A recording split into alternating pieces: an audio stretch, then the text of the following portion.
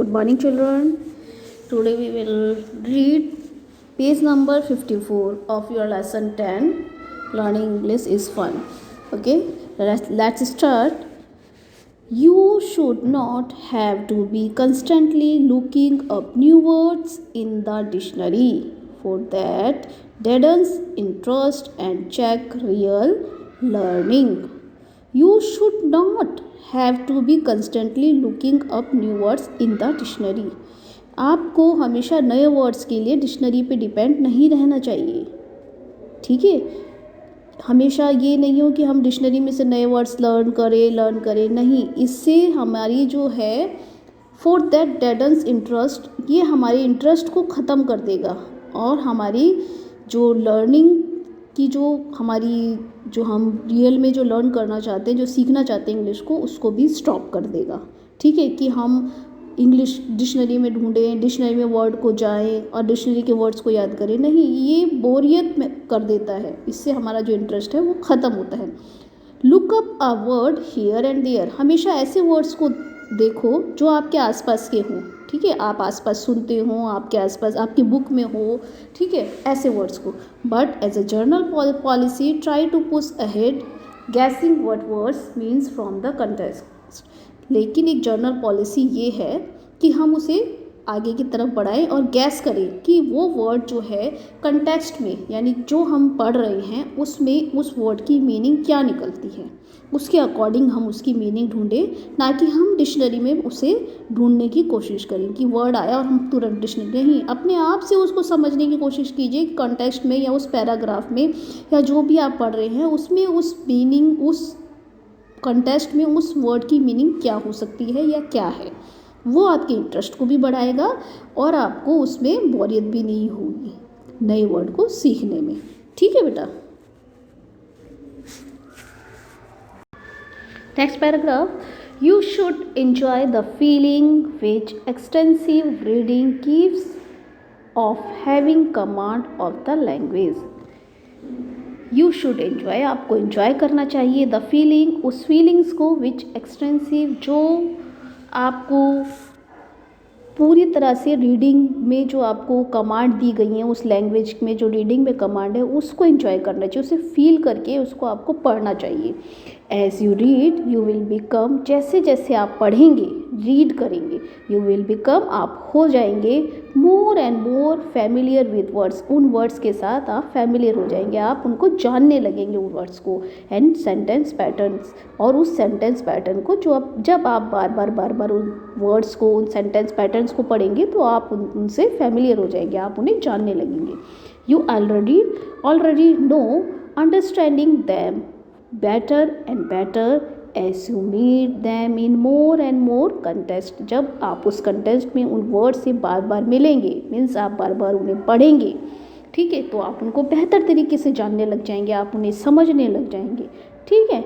Some of which में differ only slightly from others. उनमें से कुछ वर्ड्स डिफर हो सकते हैं. ठीक है, थोड़े से अलग हो सकते हैं दूसरे वर्ड से, लेकिन ज़्यादातर वर्ड जो होते हैं वो सेम होते हैं. जैसे जब हम उन्हें बार बार पढ़ते हैं तो वो हमें समझ में आने लगते हैं.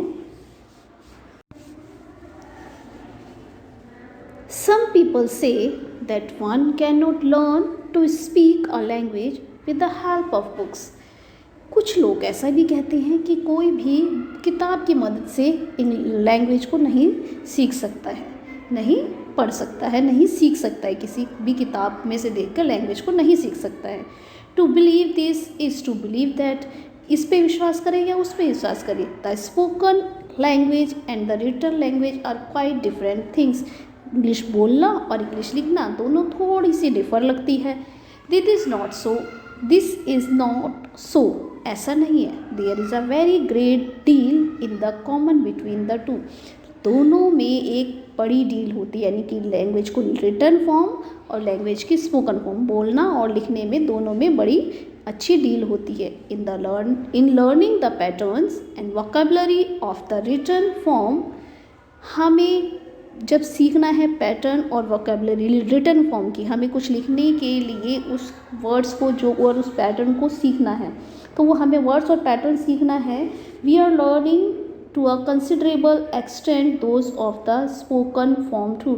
तो हमें उन महत्वपूर्ण हमारे लिए हमारे पास वो लिमिट होनी चाहिए वर्ड्स की जो हम बोलते हैं, जो हमें बोलने में वर्ड्स चाहिए वही वर्ड्स को हम लिखने में भी यूज़ करते हैं। तो दोनों में हमारी वोकैबुलरी और जो पैटर्न है वो काम आता है, लिखने के लिए भी और बोलने के लिए भी। वी आर इनफैक्ट यहाँ तक कि लर्निंग हमें जब सीखनी है द लैंग्वेज, अब हमें लैंग्वेज सीखनी है and not merely one form of the language. तो हम जब किसी लैंग्वेज को सीखनी होती है, सीख रहे हैं, तो ऐसा नहीं है कि हम केवल एक फॉर्म से ही उस लैंग्वेज को सीख जाएं। हमें दोनों फॉर्म आनी चाहिए, हमें रिटन फॉर्म भी आनी चाहिए और हमें स्पोकन फॉर्म भी आनी चाहिए। तो दोनों में जो है एक ग्रेट डील होती है, दोनों में कनेक्शन होता है, रिटन फॉर्म और किसमें, स्पोकन फॉर्म में। Next paragraph, your own will power to learn a language matter a lot. तुम्हारी अपनी विल पावर, आपकी इच्छा शक्ति मैटर करती है। ये बहुत बड़ा इसका स्थान होता है किसी लैंग्वेज को सीखने के लिए कि आपकी इच्छा शक्ति कितनी है उसको सीखने में।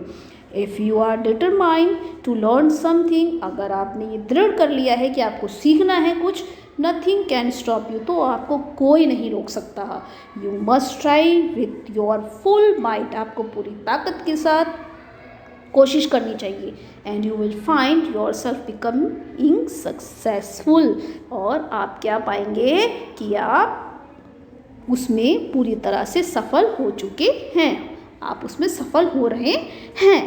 So keep on trying, reading, writing, speaking and learning and enjoying your self. तो ऐसे ही कोशिश करते रहिए, रीडिंग करते रहिए, राइटिंग करते रहिए, स्पीकिंग करते रहिए और सीखते रहिए और इन्जॉय अपने आप को करते रहिए। ओके बेटा, this is the end of your chapter.